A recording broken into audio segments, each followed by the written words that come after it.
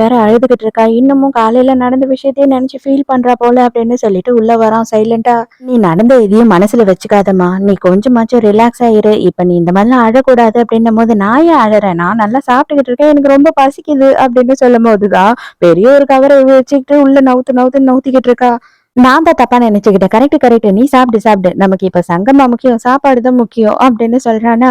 அப்ப ஹீரோயின் வந்துட்டு நீ என்ன சொன்னாலும் நான் இப்ப சாப்பிட தான் போறேன் அப்படின்னு சாப்பிட்டுக்கிட்டே இருக்கா. சாப்பிடுறதெல்லாம் இருக்கட்டும். அன்னைக்கு நம்ம பாதியிலே ஒரு விஷயத்த விட்டுட்டோமே, அது உனக்கு ஞாபகம் இருக்கா அப்படின்னு சொல்லி இவர் மறுபடியும் ரொமான்ஸ் மோடுக்கு போயிடுறாரு.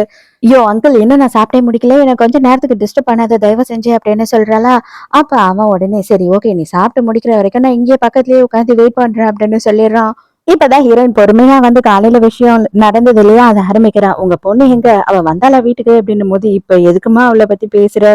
விடு, அவ எப்பவுமே இப்படிதான் கோச்சுக்கிட்டு போயிடுவா. அதுக்கப்புறம் 2 3 நாள் கழிச்சுதான் வீட்டுக்கு வருவா. அந்த பிரச்சனையெல்லாம் நம்ம அப்புறமா பாத்துக்கலாம். என்னோட பிரச்சனையை கொஞ்சம் நீ பாக்குறியா அப்படின்னு கேக்குறான். பாவம் மனுஷனும் ரொம்ப நேரமா போராடி கஷ்டப்பட்டு அப்படி இப்படின்னு நம்ம ஹீரோயினோட ரொமான்ஸ் மோடையும் ஆன் பண்ணி விடுறாரு.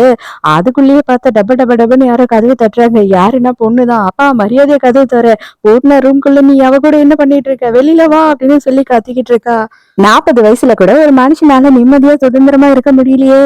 அட ஈஸ்வரா அப்படின்னு சொல்லிட்டு கடுப்புல போய் கதவை தொடக்கிறான். அவளும் வேக வேகமா உள்ள வந்துடுறா. வந்த உடனே பார்த்தா இவன் கோட்டை வந்து கட்டிட்டு நின்னுகிட்டு இருக்கானா. அதை பாக்குறா. உடனே ஹீரோயினை திரும்பி பாக்குறா. அப்பதான் ஹீரோயின் வேணும்னே போஸ் கொடுத்து உட்காந்துக்கிட்டு இருக்கா.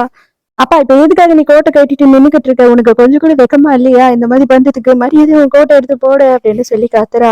ஏய், அப்பாவும் அம்மாவும் இருக்க ரூம்ல வந்துட்டு என்ன உனக்கு வேலை? அது மட்டும் இல்லாம பெரியவங்க கிட்ட என்ன பேசணும் ஏது பேசணும்னு உனக்கு கொஞ்சமும் இங்கேயுமே கிடையாது. மரியாதையா நீ வெளியில போ ரூமை விட்டு அப்படின்னு கத்துறான். எதுவா இருந்தாலும் பிரச்சனையை காலையில பேசிக்கலாம். இதுக்கப்புறம் கதவு தட்டினா உன்னை என்ன பண்ணுவேன்னே தெரியாது. மனுஷனோட பிரச்சனை புரியாம கடுப்பேத்திக்கிட்டு இருக்கா அப்படின்னு சொல்லி இழுத்து வெளியில தள்ளிட்டு அப்பா நல்ல அப்பா கதவை சாத்திடுறாரு. அதுக்குள்ள ஹீரோயின் என்ன பண்றா அப்படின்னு பார்த்தா பெட் மேல ஏறி நின்னுகிட்டு குதிச்சுக்கிட்டே வந்துட்டு சவுண்ட் வேற குடுக்குறா. இந்த விக்ரம் படத்துல சவுண்ட் கொடுப்பாங்க பாருங்க, அதே மாதிரி. ஐயோ எதுக்குடி நீ இப்படி கத்தி என் மானத்தை வாங்குற அப்படின்னு சொல்லி இவன் ஓடி வந்து இவளை குதிக்காத குதிக்காத அப்படிங்கிறான். இரு இரு கொஞ்ச நேரம் உன் பொண்ணு நல்லா வெறுப்பேத்தி அவளை வீட்டை விட்டு நான் துரத்தியே ஆகணும் அப்படின்னு சொல்றா. அடே மானங்கிட்ட கிழவா, உனக்கு கொஞ்சம் கூட அறிவே இல்லையா? வயசு பொண்ணு வீட்டுல இருக்க நேரத்துக்கு என்னென்ன பண்றதுன்னு கொஞ்சம் கூட உனக்கு தெரியாதா அப்படின்னு சொல்லி கத்திட்டு ஜீஜு அங்கிருந்து போயிடுறா. அவ்வளவுதான். ஹீரோயினுக்கு பயங்கர சந்தோஷமாயிடுது. ஹீரோ ஏமா நல்லபடியா என் மானத்தை நீ வாங்கி முடிச்சிட்டியா? முடிச்சிட்டேன்னா தயவு செஞ்சு உட்கார்றியா? உன் வயித்துல 2 குழந்தை இருக்கு அப்படின்னு சொல்றாரு. கரெக்ட், அதுவும் நீங்க சொன்னதும் சரிதான். எனக்கு ரொம்ப டயர்டா இருக்கு, நான் தூங்க போறேன் அப்படின்னு சொல்லிட்டு ஏத்து மூடிட்டு படுத்துடுறா. அடி பாவி, ஏய் இப்ப யாரடி உன்னை டயர்டாக சொன்னா? எதுக்கடி இப்படி குதிச்சு குதிச்சு டயர்ட் ஆயிட்ட? என்ன மட்டும்